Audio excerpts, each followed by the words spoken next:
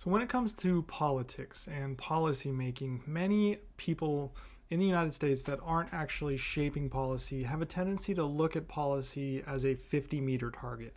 And what I mean is they don't consider the second and third order effects to a specific policy or what good or bad comes from it. And this is what we're seeing right now when it comes to the turning off of US foreign aid. And the thing about US aid is it's more than just a handout. It's not just us, hey, we give it to them and we feel good about ourselves. What this really is about influence.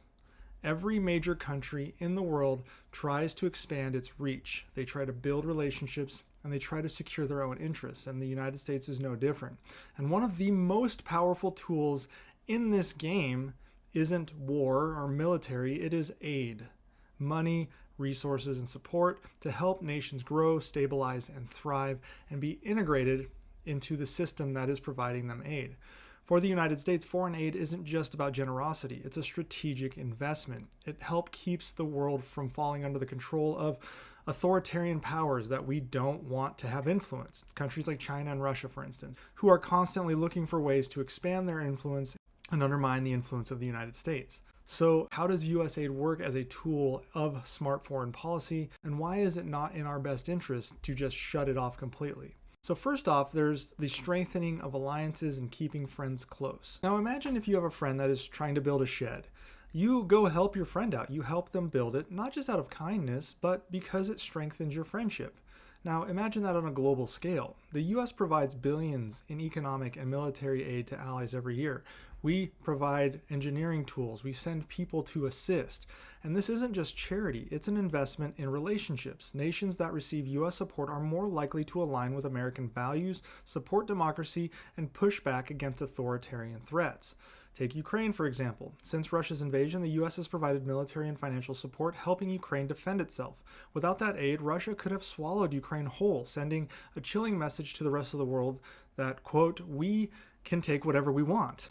And by stepping up, the United States not only helped Ukraine, but also sends a clear message to Russia, and really any other country thinking about aggression, looking at China, that democracy will be defended. And speaking of China, there is competition with China in the influence game, especially when it comes to China's debt trap diplomacy.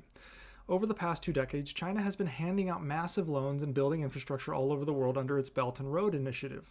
That sounds great, right? Well, not exactly. China's loans often come with strings attached, high interest rates, deals that give China control over ports and resources, and agreements that trap poorer nations in debt.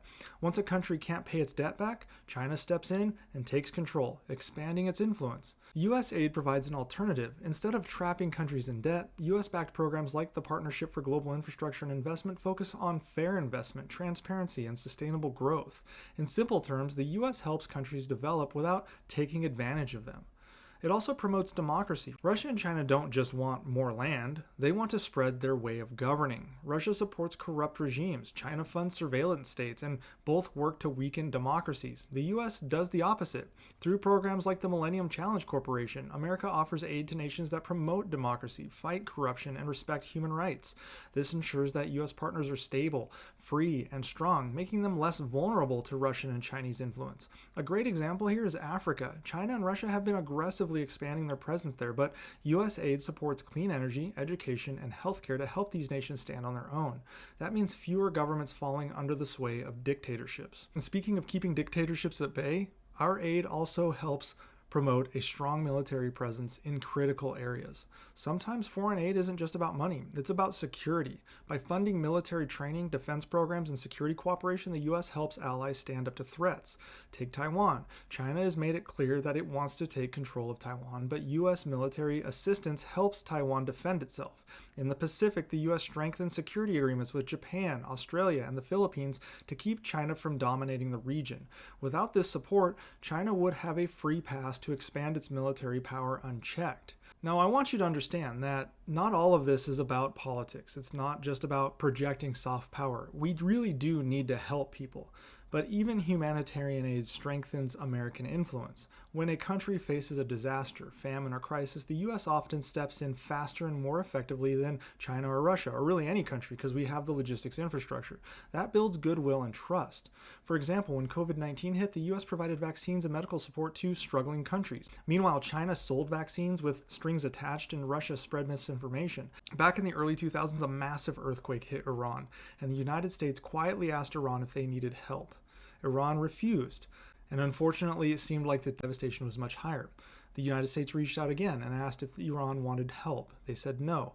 Eventually, after a few days and the realization of how terrible this earthquake was impacting the people, the Iranian government reached out to the US, and the US provided aid in unmarked aircraft using soldiers that were not in uniform. It provided the people with the necessary means to survive while also building goodwill. And this kind of aid makes the US the go-to partner in times of need. Look at any major earthquake that happens around the globe, tsunamis, doesn't matter. The US is there, and people look to the US rather than China. So when we turn that off, it's not good. And even if it is a strong power, such as those in Europe who needed energy. Energy is power, literally and politically. Many countries in Europe relied on Russian gas, and when Russia invaded Ukraine, it used that dependency as a weapon, cutting off supplies to punish nations that opposed the war. The US responded by helping Europe find alternatives through natural gas exports and clean energy investment. That weakened Russia's leverage and helped Europe stand firm against Putin. In other parts of the world, US investment in infrastructure, trade, and industry gives developing nations options beyond China's influence. The goal here is to ensure that no country has to depend on China or Russia to survive, because that is a trap. And then finally, this allows us to fight misinformation. If the US is there actually doing the work, providing the aid, it's easy to counter misinformation. And misinformation is one of the biggest threats that we have today. Russia and China pump out propaganda, cyber attacks, and fake news to weaken democracies and make authoritarianism look appealing. US aid helps independent media, cybersecurity programs, and internet freedom initiatives that push back against this manipulation.